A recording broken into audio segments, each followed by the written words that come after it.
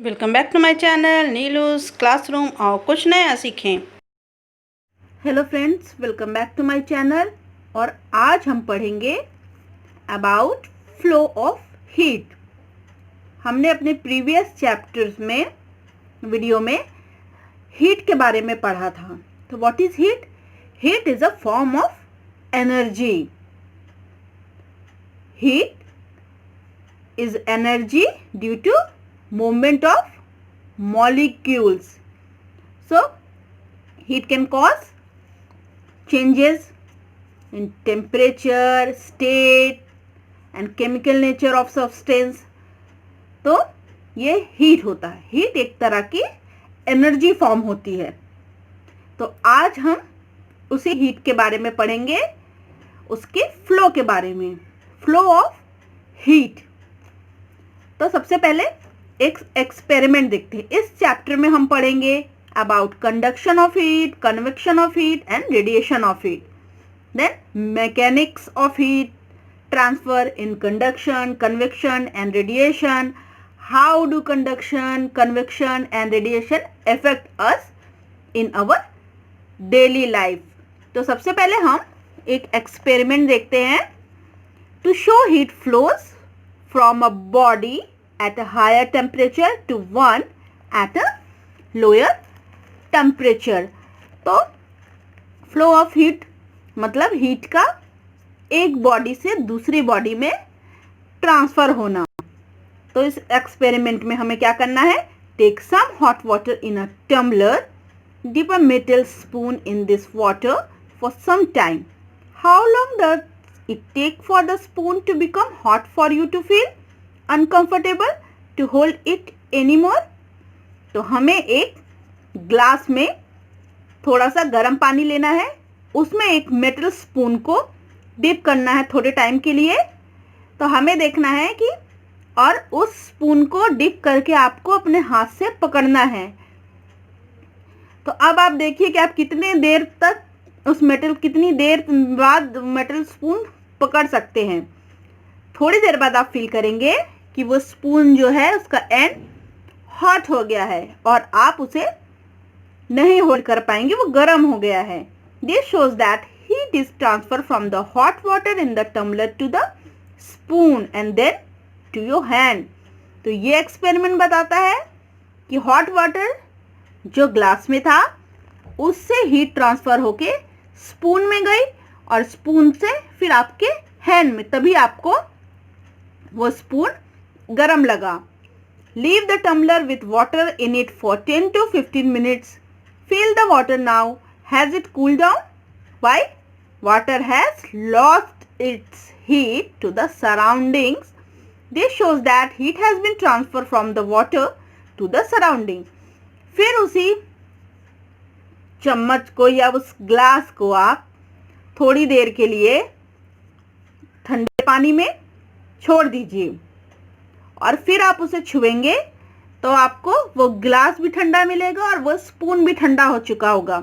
ये शो करता है कि जितना भी हीट एनर्जी था उस ग्लास में, वो जो सराउंडिंग वाटर है जिसमें हमने उसे डिप किया था, उसमें उसने अपनी सारी हीट एनर्जी ट्रांसफर कर दी, इसलिए वो कूल डाउन हो गया। तो ये होता है flow of heat. In both the above cases heat flows from a body at a higher temperature to one at a lower temperature.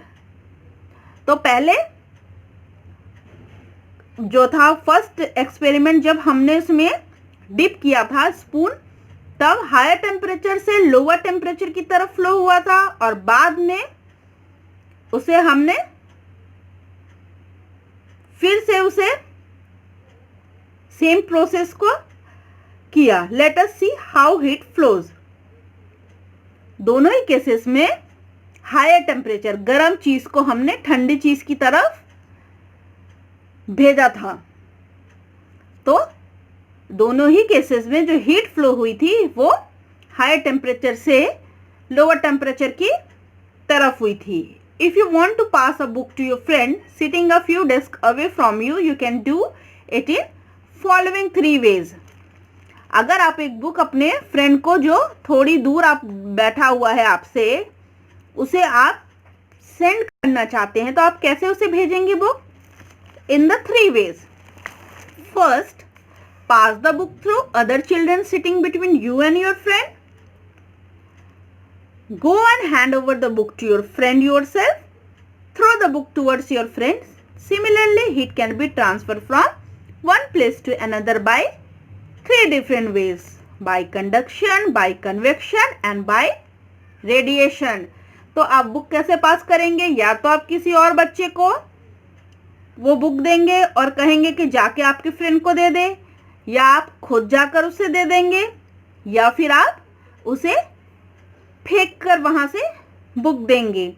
उसी तरीके से हीट भी ट्रांसफर होती है 3 ways में, from one place to another.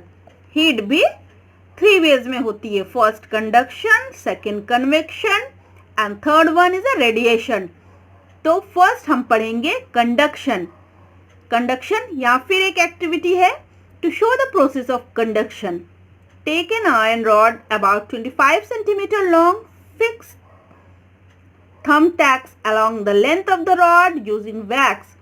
Heat one end of the rod. What do you see? As the rod gets heated, the wax melts and the thumbtacks fall off.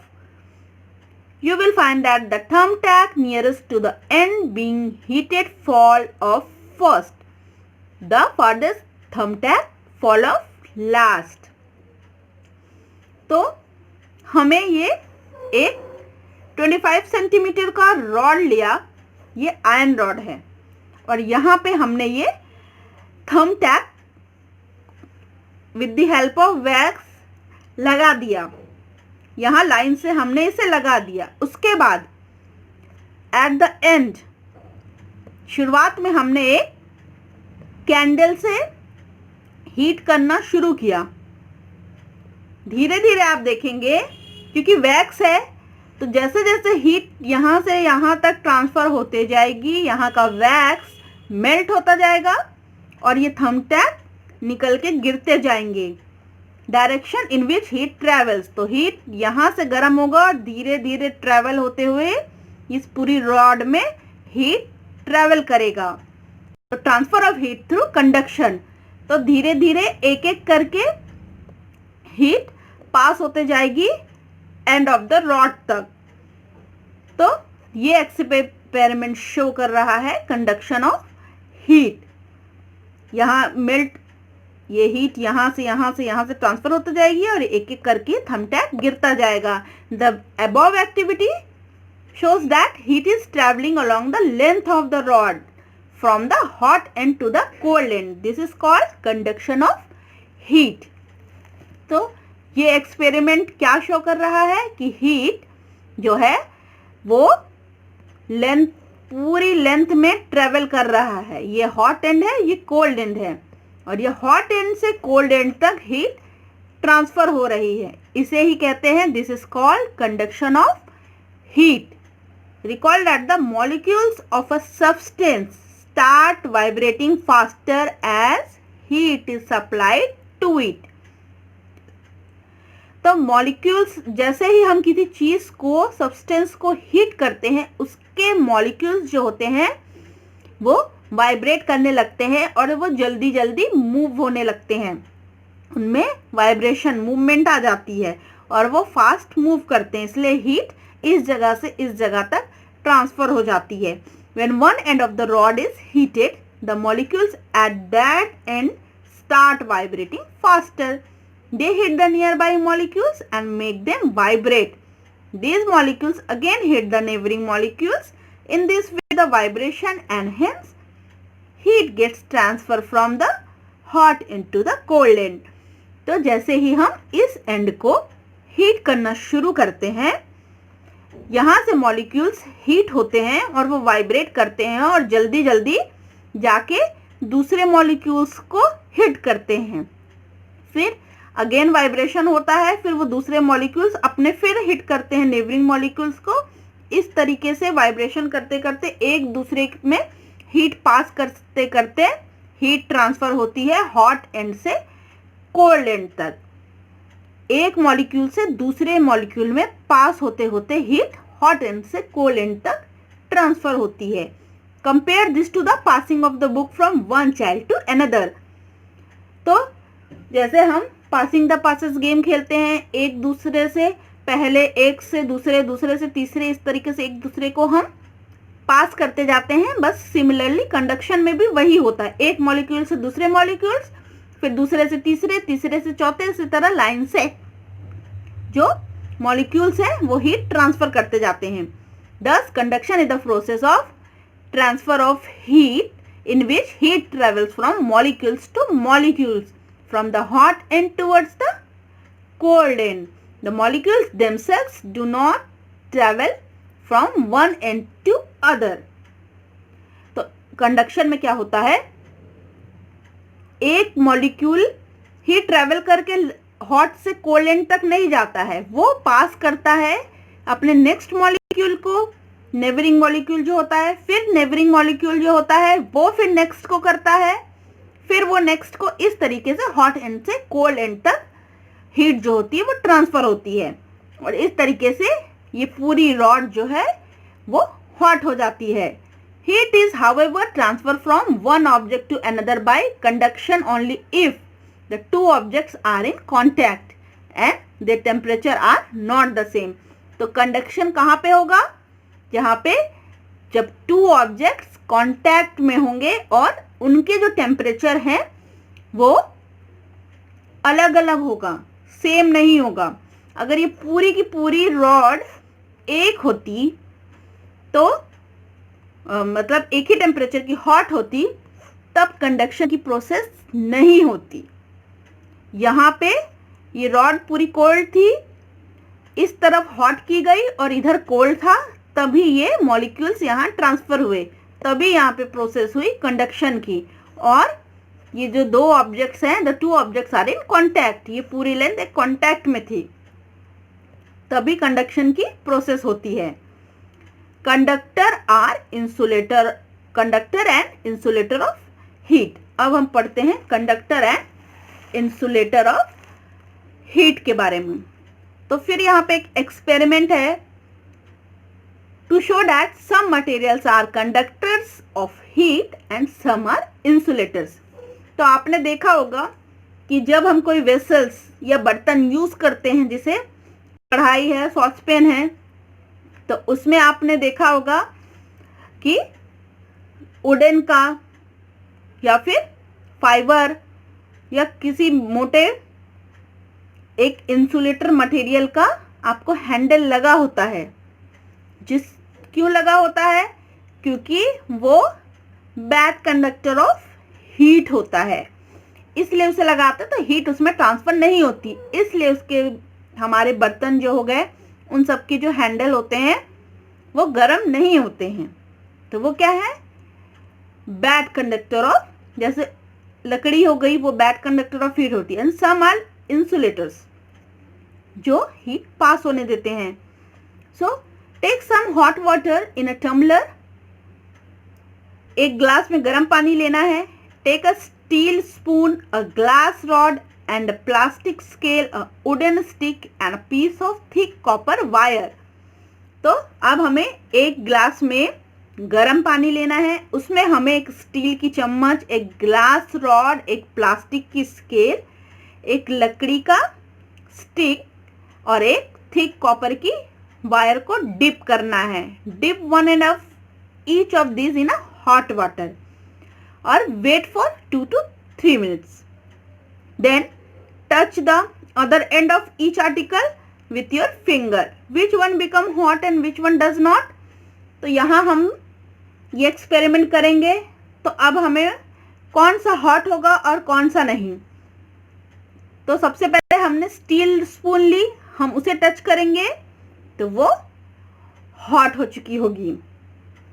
Glass rod hot होगी कि नहीं, plastic, wooden या piece of wire. तो इसमें से कुछ चीजें जो हैं वो गुड कंडक्टर ऑफ हीट है, मतलब वो कंडक्टर ऑफ हीट हैं। material which allow heat to be conducted through them easily are called good conductors of heat. जो मटेरियल हीट को अपने से पास होने देते हैं वो क्या होते हैं? Good conductor of heat. तो जैसे metals such as iron, copper, silver and aluminum are good conductor of heat. In fact, most metal are good conductor of heat. Glass allows very little heat to flow through it. Materials which do not allow heat to be conducted through them easily are called bad conductor of heat or insulator of heat. Wood, plastic and glass are insulator of heat. जो हल्के से गर्म होते हैं, जो पास नहीं कर सकते. तो अब यहाँ जो हमने लिया था जैसे स्टील स्पून, वो गर्म हो जाएगी. प्लास्टिक स्केल गर्म नहीं होगी. ग्लास रॉड हल्की सी हो सकती है, वो भी नहीं होगी. वुडन स्टिक वो भी नहीं होगी, लेकिन एक थिक कॉपर वायर है वो गर्म हो जाएगी. तो जो भी गर्म हो जाएंगी उसके एंड में आपको टच करने से हॉट फील होगी, वो क्या होगा? As a good conductor of heat, क्योंकि वो अलाउ करेगा हीट को अपने में one end to another end तक पास होने के लिए. और जो मटेरियल हीट को अलाउ इजिली नहीं करते हैं उन्हें हम बैड कंडक्टर या इंसुलेटर कहते हैं. Good conductor of heat like metals, लगभग सारे metals good conductor of heat होते हैं. वुड, प्लास्टिक, ग्लास ये सब क्या है? बैड कंडक्टर ऑफ हीट, जिन्हें हम इंसुलेटर बोलते हैं. To show water is a bad conductor of heat, to show a water is a bad conductor of heat, हमें क्या करना है? एक टेस्ट ट्यूब में कोल्ड वाटर लेना है, देन उसे हाफ टेस्ट ट्यूब को हमें कोल्ड वाटर से भरना है और एक ice wrap piece of ice in wire gauze and drop it in the tube. तो एक आइस क्यूब को हमें रैप करना है किससे? वायर गोएज से, और उसे उस टेस्ट ट्यूब में डाल देना है. It will sink to the bottom. तो वो आइस क्यूब बॉटम में चला जाएगा. Now heat the top end of the test tube. The water soon begin to boil at the top, but the ice below is still not fully melted. तो अब आपको एक test tube लेना है, half fill करना है, उसमें wire gas से इसे रैप करना है आइस को और उसमें डाल देना है. आइस नीचे आके बैठ जाएगी और फिर आपको यहाँ टॉप में हीट करना है. ये एक्टिविटी शो करेगी कि water is a bad conductor of heat.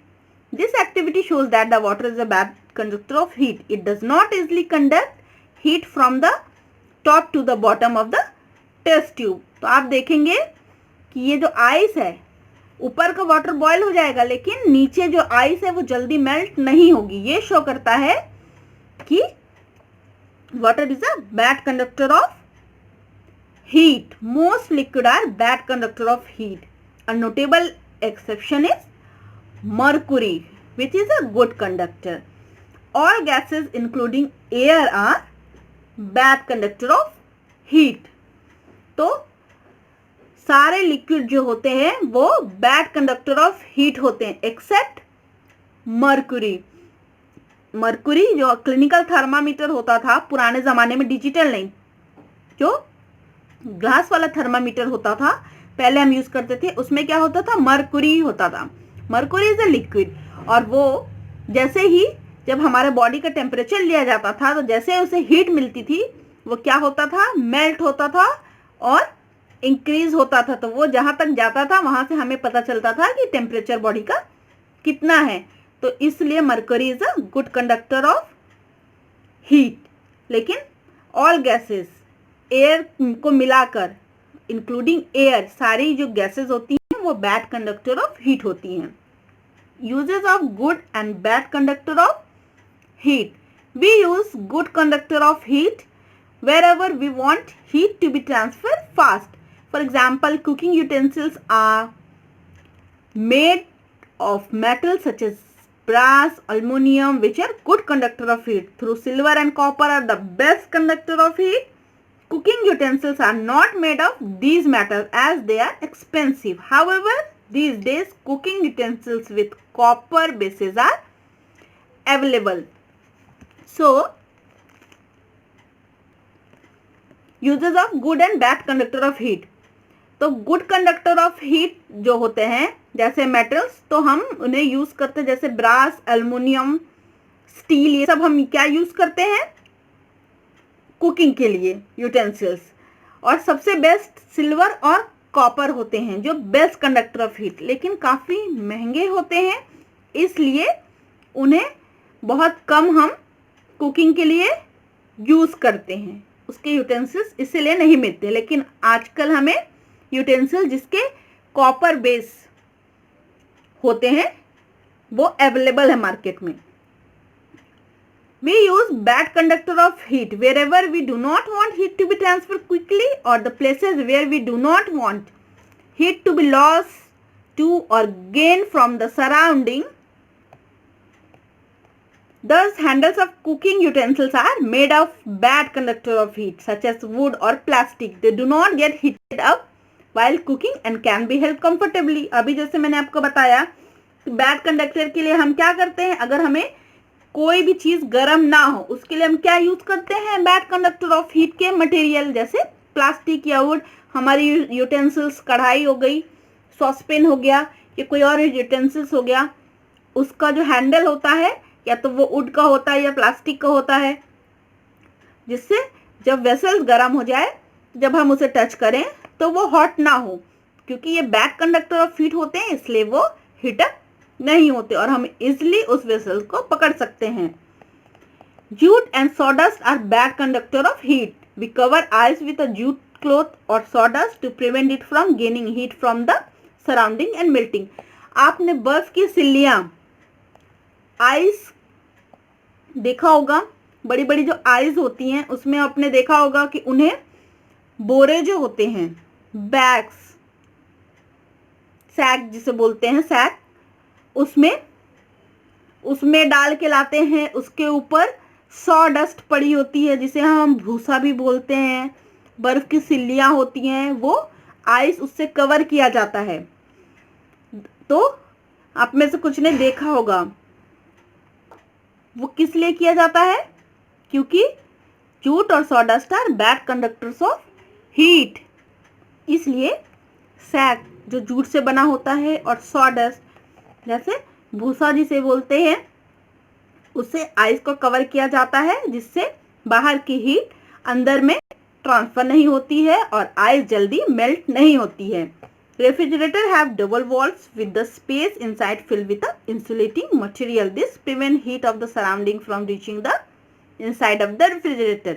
तो रेफ्रिजरेटर जो जिसे फ्रिज बोलते हैं उसमें भी डबल वॉल्स होते हैं. उनके बीच में जो स्पेस होती है उसमें एक इंसुलेटिंग मटेरियल फिल किया जाता है ताकि बाहर की हीट अंदर ना आ सके और फ्रिज जो है वो ठंडा रहे. इन विंटर फ्रिज में जो गैस डाली जाती है, फ्रिज की गैस जो होती है वो इसी डबल वॉल्स में, क्योंकि जो गैस होती है वो इंसुलेटिंग मटेरियल ही होता है, bad conductor of heat. In winter you wear woolen clothes. If you compare them with cotton clothes, you will find that the wool fiber have much more space between them. These get filled with air, which is a bad conductor of heat. Thus, wool, which is also an insulator, and air together prevent the heat from our bodies from escaping out. तो ठंडी में हम जो woollen clothes पहनते हैं, क्यों पहनते हैं? हम नॉर्मल कपड़े पहनते हैं तो हमें ठंड लगती है, लेकिन जब हम गर्म कपड़े, जिन्हें हम ऊनी कपड़े बोलते हैं, वुलन क्लोथ्स पहनते हैं तो हमें गर्म लगने लगती है. हम ब्लैंकेट ओढ़ते हैं, रज़ाई, तो हमें हॉट फील, वार्म फील होता है. क्यों? क्योंकि in comparison with cotton cloth जो वूल फाइबर्स होते हैं उनके बीच में स्पेस ज़्यादा होता है, जिसमें क्या होता है, एयर फिल हो जाती है. और air is a bad conductor of heat. Air is insulator और वूल भी है क्या, इंसुलेटर. तो एयर और इंसुलेटर दोनों क्या करते हैं, जो हमारे बॉडी की हीट होती है उसे बाहर जाने नहीं देते हैं, क्योंकि वो बैड कंडक्टर होता है इंसुलेटर, तो वो हमारी बॉडी की हीट को स्केप करने नहीं देते हैं, इसलिए हमारी बॉडी क्या होती है, वार्म रहती है।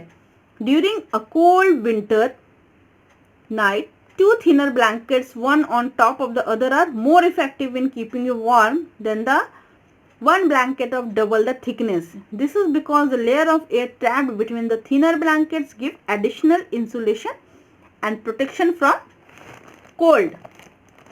तो अगर आप बहुत ठंड की रात में दो पतले पतले ब्लैंकेट ओढ़ेंगे तो वो ज़्यादा गर्म करेंगे इन कंपैरिजन ऑफ आप एक मोटा ब्लैंकेट ओढ़ते हैं तो यूज़ करते हैं, क्योंकि बिटवीन द टू ब्लैंकेट्स जो एयर है वो ट्रैप हो जाएगी और वो ज़्यादा अच्छे से वार्म करेगी और प्रोटेक्ट करेगी कोल्ड से।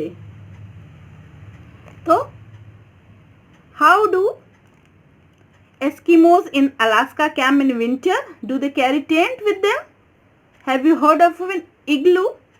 An igloo is made of ice, yet Eskimos remain warm inside igloos. And this was an interesting feature of an igloo. तो igloo आप सब जानते होंगे, इग्लू जहाँ पे एस्किमोस जो बर्फ में लोग रहते हैं और बर्फ में जो घर बनाते हैं आइस से, वो क्या होता है, उसे इग्लू बोलते हैं। वो लोग विंटर में कैसे वहाँ पे रहते हैं, सेम प्रोसेस जहाँ पे होती है, अंदर से हीट बाहर एस्केप नहीं होती है और अंदर वार्म। अगर ये वीडियो आपको पसंद आया तो प्लीज़ इसे लाइक करें, शेयर करें, चैनल को सब्सक्राइब करना ना भूलें।